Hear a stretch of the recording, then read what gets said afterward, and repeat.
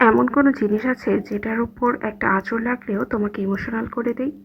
জীবনের সবচেয়ে আবেগঘন মুহূর্ত যেখানে তোমাকে কাঁদাতে পারে না, সেখানে কোনো দুঃখ দুর্দশা ছাড়াই একটি পেঁয়াজ নিমিষে চোখে পানি এনে দেয়। কিন্তু এই পানি আসার রহস্য কি? পেঁয়াজ কাটলেই কেন চোখে পানি আসবে? পেঁয়াজের মধ্যে সালফার থাকে। পেঁয়াজ কাটার সময় সালফার বাতাসের সাথে যুক্ত হয়ে সালফার ডাইঅক্সাইড উৎপন্ন করে। চোখের নার্ভ বুঝতে পারে ঝুঁকি আছে, তখন চোখ নিজেকে রক্ষা করতে পানি বের করে দেয় এবং এটা চোখের পানির সাথে বিক্রিয়া করে সালফিউরিক অ্যাসিড উৎপন্ন করে, ফলে আমাদের চোখ জ্বালাপোড়া করে। তাহলে শেফদের চোখে পানি আসে না কেন?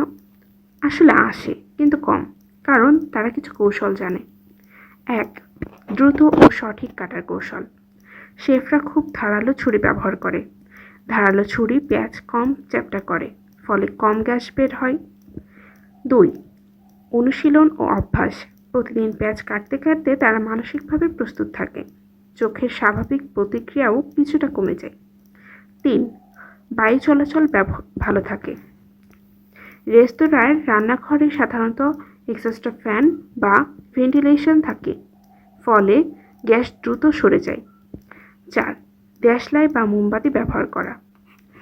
পেঁয়াজের খোসা ছাড়ানোর আগে বা টুকরো করার আগে একটি দেশলাই জ্বালানো হয়।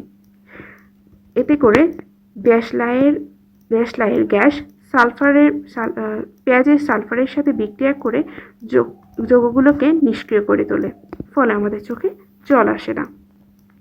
5. বিশেষ কৌশল। কিছু শেফ পেঁয়াজ ফ্রিজে ঠান্ডা করে কাটেন, আবার পানির নিচে কাটেন, অথবা গগলস ব্যবহার করেন। এতে করে পেঁয়াজ কাটার সময় চোখে গ্যাস ঢুকতে পারে না। এখন বুঝলে তো পেঁয়াজ কেন আমাদের ইমোশনাল করে দেয়?